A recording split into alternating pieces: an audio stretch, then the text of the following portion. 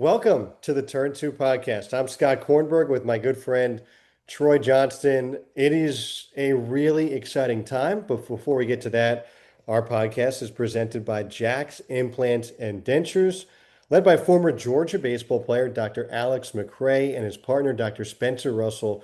Visit jacksimplants.com to let this hometown practice make your smile a home run. So, here we are, middle of spring training. We're actually recording this. We've never had this like short of a cutoff. We're recording this Monday, March 9th. This podcast will come out in a matter of hours on March 10th. And I think, Troy, like the most topical thing going on right now is spring training. And obviously, you're in this several player battle for the first baseman's job with the Colorado Rockies. And I guess, like, maybe we should start here is that you're hitting 290. I was looking at the numbers today. It was a tough day for the Rockies, obviously, in the loss to the White Sox. We were kind of talking before this, like you don't necessarily feel like you're right at your peak yet, but in the grand scheme of everything, like how do you feel midway through spring training as we're just about 2 weeks from opening day? And I'm sure it's an incredibly stressful time as you get closer to figuring out, hey, I'm going to Denver or hey, I'm going to Albuquerque. Honestly, it's very stressful just in general, just having all the different options, different things going on. It's hard to plan, hard to figure out what's going on and where you're going. But realistically, it's so much fun just being able to be in this position. Because for a lot of my career, it has been, is this the week I'm going sent back down to the minors? Mm. Is this the week, yeah, maybe I have 2 weeks in big league spring training and I'm, first round of cuts. I've never ever even been this deep into spring training before.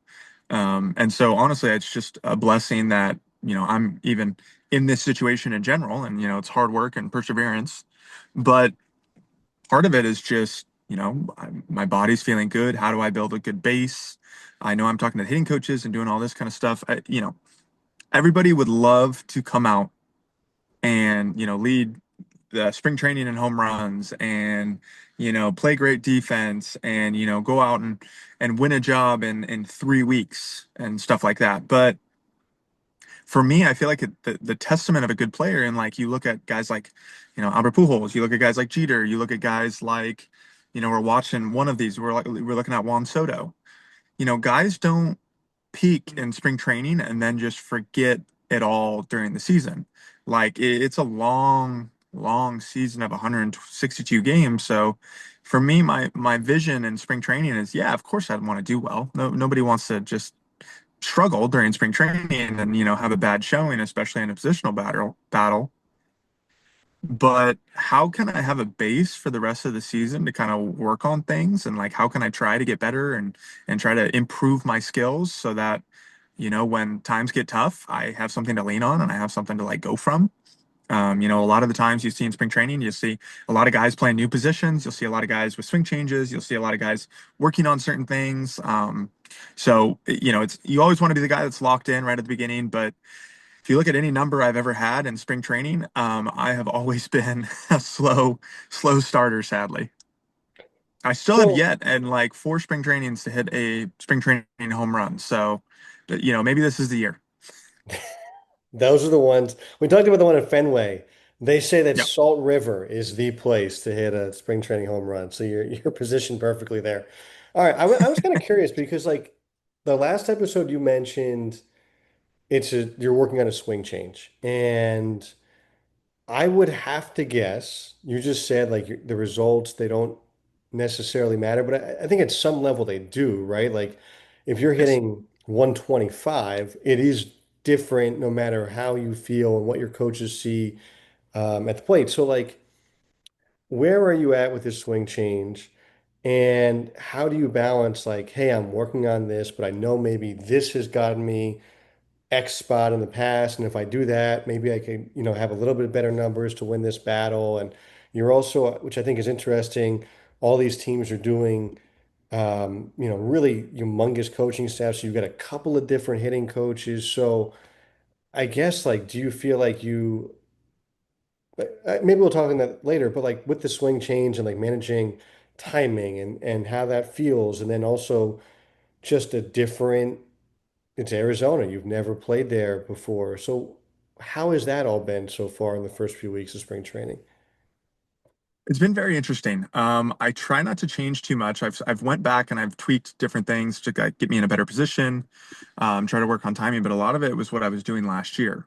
And so like it was just tweaking, trying to get into a more consistent position and to a better area for me to handle a lot of different pitches, handle a lot of different types of pitchers, handle my timing. And if you've ever tried to step in a box and somebody's throwing a 95-mile-an-hour fastball at you, there's zero chance you can ever think about your swing and try to hit a baseball at the same time. It's just not possible. Mm. There's too many variables, there's too many things going on. So it's almost like when I get into my position and I get into my stance, I get into my feel, I have to trust that that's the right thing, and then I have to go compete.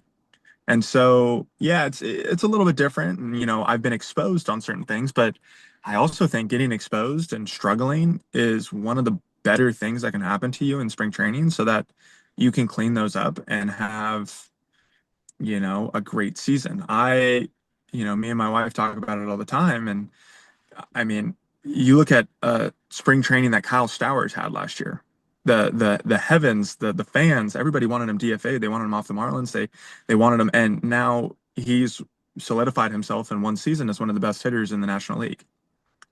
And it's interesting to me how much spring training matters and how much it doesn't, because realistically, he probably built a base and he was probably working on certain things and he was going through probably the same thing. He was going through positional battle, ended up winning it. He got the opportunity, he got the swings, and he made the most of it, which I think is so cool because I mean that's a similar position to what I'm in. I'm not killing it by any means, but I'm also not doing terrible. I'm kind of there.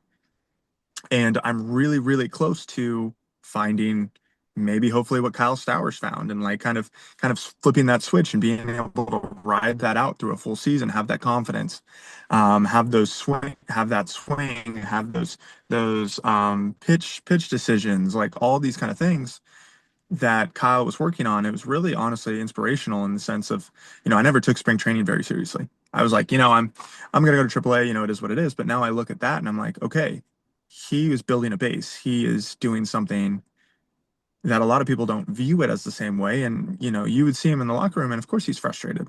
Anybody would be frustrated if you go over 3 or 4 in spring training and you're trying to win a job, but he flipped the switch and he became a premier player just based on who he is, his determination, and that he didn't let, a struggling spring training really affect him.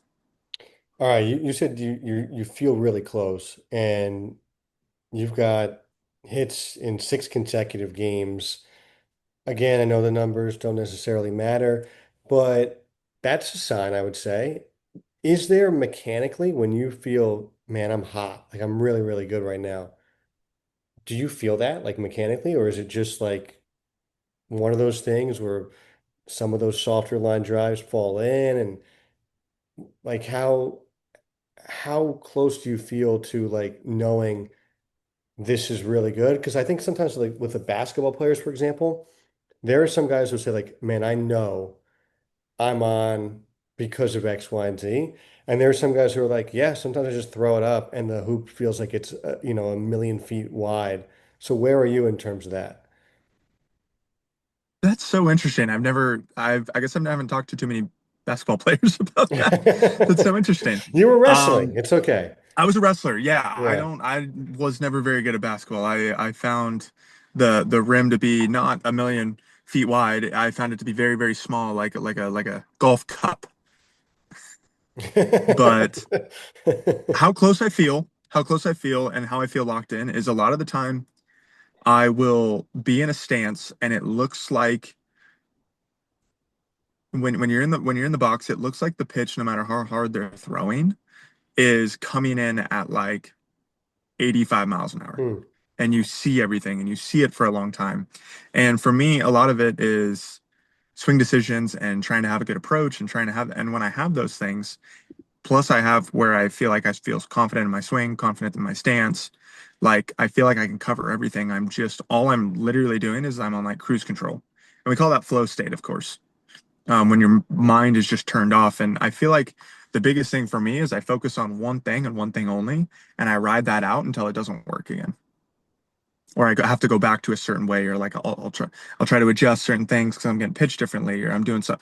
But like there's a time when I only focus on one thing, like, okay, I got to make sure that my front hip is locked in, and that's it. Now I just go play. Mm. I've locked my front hip in before I like look at the pitcher, and then all I try to do is try to hit the right pitch, stick to my approach, do something like that.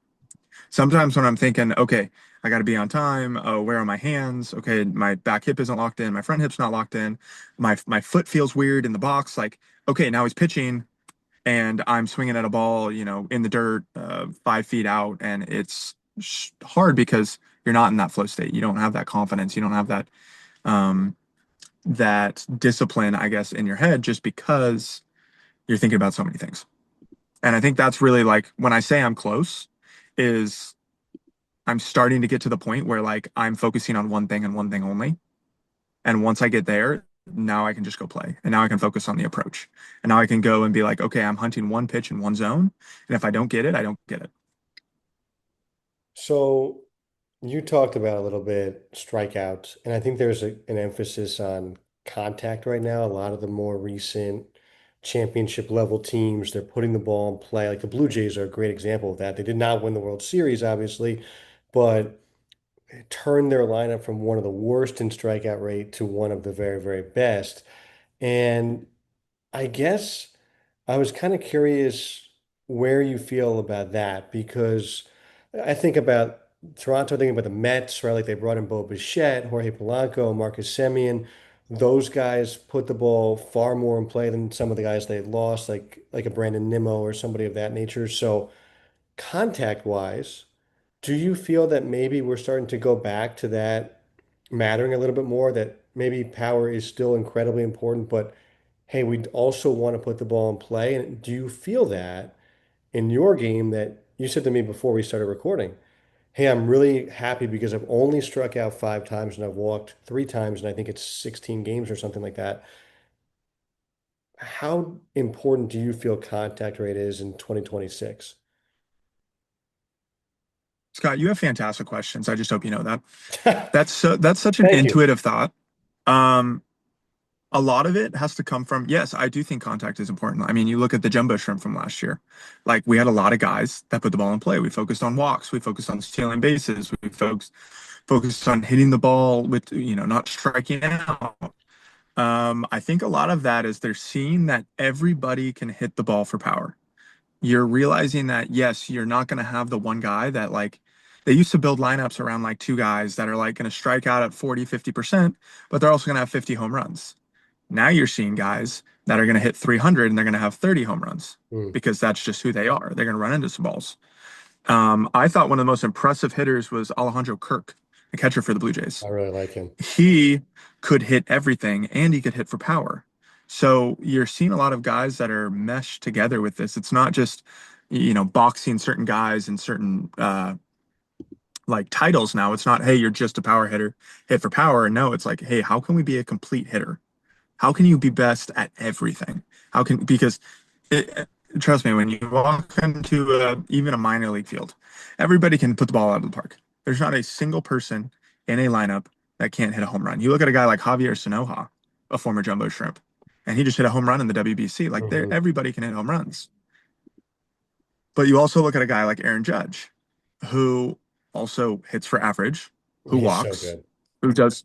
He's very, very impressive, and he doesn't really strike out. And when he does, great, locks it in the memory, forgets it, forgets what pitch it was, goes back probably to the next at bat and tries to, be better. But I think there's a more emphasis on not locking guys into a certain stereotype. I think they're teaching how everyone can be a complete hitter, a complete baseball player, and not just one thing. And I mean, you see that too with the Blue Jays, like, and you even see it with the Marlins. It's even spread into positional as well. You don't see a lot of guys that are, oh, I'm a shortstop and I'm going to be a shortstop for the rest of my career. It's like, no, you were shortstop. Now you're going to play second base. You're going to play a little third. You're going to play a little left field. You're going to play a little center because you're fast. Like they want guys that they can build certain lineups around because even like even though some people are like, okay, you got to have certain guys doing certain things, you got to have your main guys doing this. They have so many numbers and so many analytics that they're going to put guys in successful situations. They're not just going to throw you out there to throw you out there because, you've been the best player for 5 years. Like they're going to throw you out there because they think you're going to have the most success about this. They're going to build a lineup around that. Maybe one day you're hitting third because you hit right-handed cutters really well. The next day you're hitting eighth because you got left-handed like I don't know, I guess cutters and sinkers. You got like left-handed like cutters and you don't hit left-handed cutters very well. So now you're going to be lower in the lineup because now maybe that's where they think you're going to have the most success. So those kind of thoughts and those kind of parts is, I think, what's changing the game. I think it's the analytics more so than lack of power. All right, you hit on something really interesting. I was reading this article, and it was a Q&A with the Mets' new director of hitting, Jed Albert. I don't know if you ever come across him, but regardless, he was talking about lineup diversity, and he said something really interesting. He was like, "Let me give you an analogy. We could all have $100 and that all seems equal, but if you're at the vending machine and all you need is $1 to buy a soda, then having a dollar bill is actually more valuable."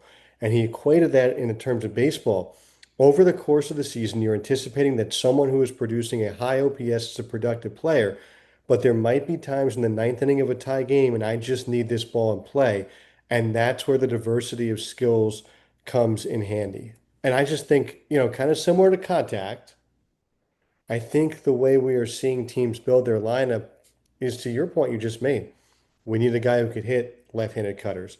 We need a guy who could hit for power. We need a guy who could put the ball in play in this situation in a tie game. There's only so many Aaron Judges and Juan Sotos. So to have a successful team, you've got to have everything else.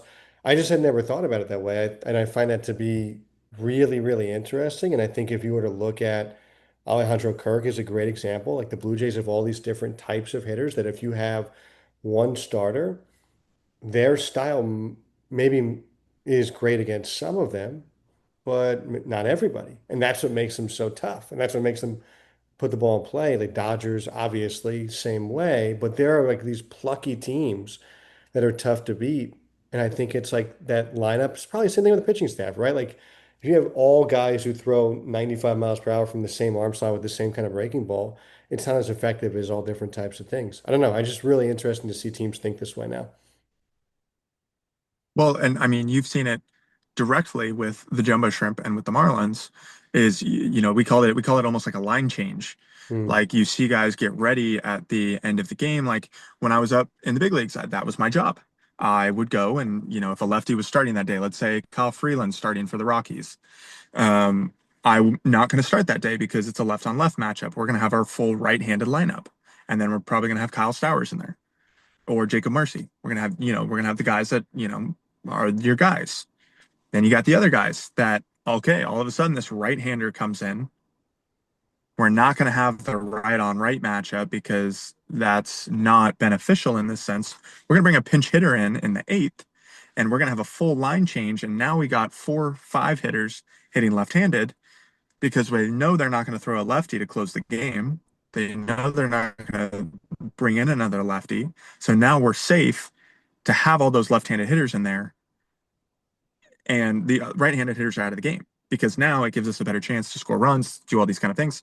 And you see that so much now in baseball. And I don't think it's a new aspect. I think it's just more well maintained. I think Hmm. there's more statistics behind it. I think teams are trying to put guys in certain situations where they think they'll succeed versus, just putting the same 9 guys out there all the time.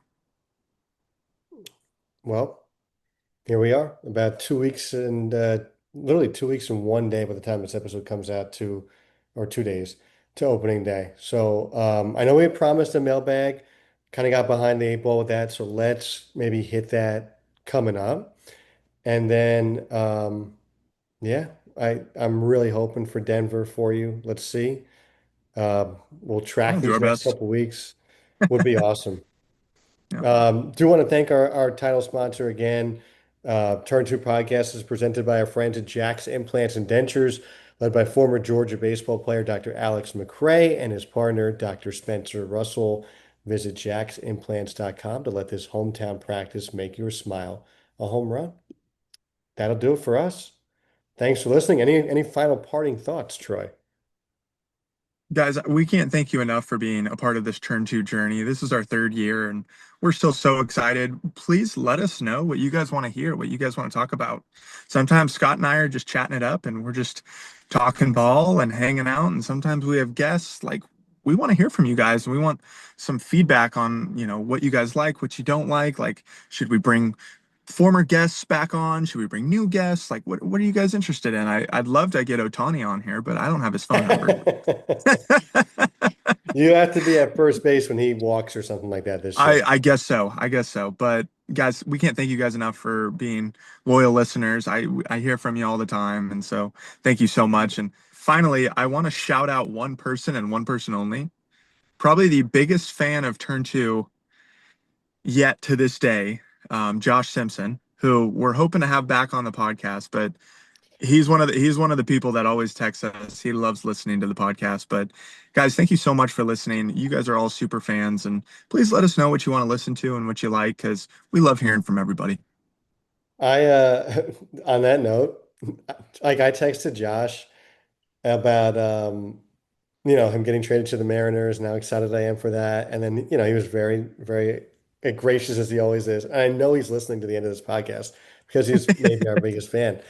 And the next day, when our episode came out and it was our first title sponsor, he literally said, I am the biggest fan of Jack's implants and dentures. That is how awesome Josh Simpson is. Yes. So he's our only, has he been on twice? There's only been once. We'll have to No, check. just once. So he might have to be our second timer. Yeah, I know he's angling for that. I know that's a major Yes, dream of he his. has to. Yeah, he's chomping at the bit. We'll make it come true at some point. And hopefully he's with the Mariners to start the season and not Tacoma. Although maybe you guys play each other in the worst case scenario. Josh has such good arsenal, such good stuff. He's such a valuable pitcher. He is. I honestly, I just wish the best for him no matter what, always. But guys, thank you so much for listening. That is our episode of Turn Two. You can catch us out on YouTube, Spotify, Apple, wherever you get your podcasts. Thank you so much for listening. And please, we're going to put out a post here soon about a mailbag. Let us know what you think. Let us know what you like. Let us know what you want to know. And we will try to get to all the questions we can and put out our next episode with it. Awesome. Thanks, guys.